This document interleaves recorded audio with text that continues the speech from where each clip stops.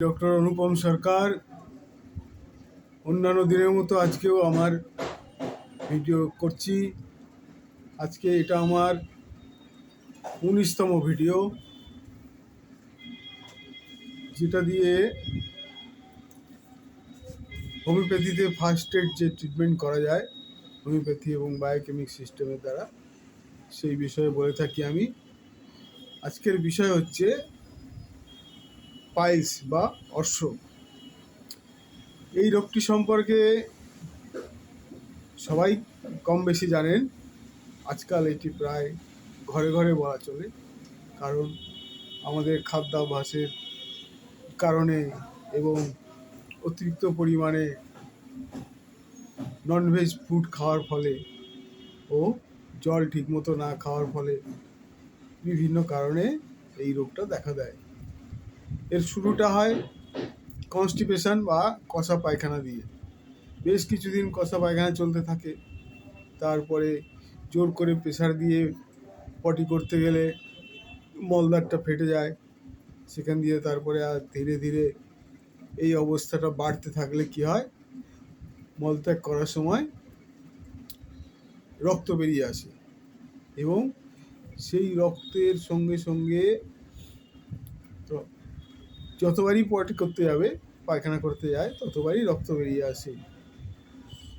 আর তার সঙ্গে আস্তে আস্তে মলদ্বারের চারিপাশে ছোট ছোট আঙুরের মতো এরকম ফুলতে থাকে মাংসপিণ্ড। আবার কখনো কখনো কি হয়, বেশি প্রেসার দিয়ে পটি করার ফলে মলদ্বারটা অনেক সময় বাইরেও বেরিয়ে আসে এবং ভীষণ যন্ত্রণা হয়, রক্তপাত হয়। তো এইটার জন্যে বিশেষ করে যে ওষুধ খেলে প্রাথমিকভাবে কিছুটা রিলিফ পাওয়া যায়, সেগুলোর মধ্যে 1 নম্বর হচ্ছে ন্যাট্টামিউর 30। এই ওষুধটা রোজ সকালে খালি পেটে একবার করে। তারপরে দ্বিতীয় ওষুধ হচ্ছে রেটেনহিয়া 200। রেটেনহিয়া 200 এইটা খেতে হবে দুপুরে আর রাতে খাওয়ার পরে। আর এর সঙ্গে বায়োকেমিক ওষুধ খেতে হবে ক্যালকিরিয়া ফ্লোর 66 অ্যান্ড ও ফেরামফস 66। দুটো ওষুধ থেকেই 4টে 8টা করে ট্যাবলেট সকালে ও বিকেলে খাওয়ার পরে।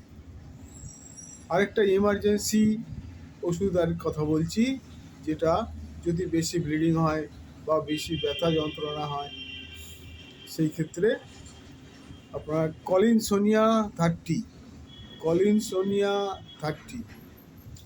এই ওষুধটা সেই সময় 1 ঘন্টা পরে পরে খেতে পারেন, যতক্ষণ না ব্লিডিং বন্ধ হচ্ছে বা ব্যথা বেদনা না কমছে। তবে এই ওষুধগুলো খাওয়ার সাথে সাথে খেয়াল রাখতে হবে যে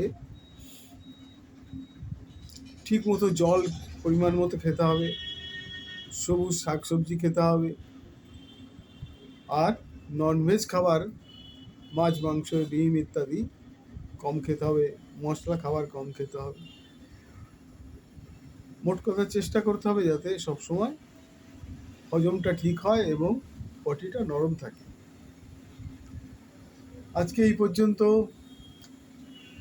আশা করি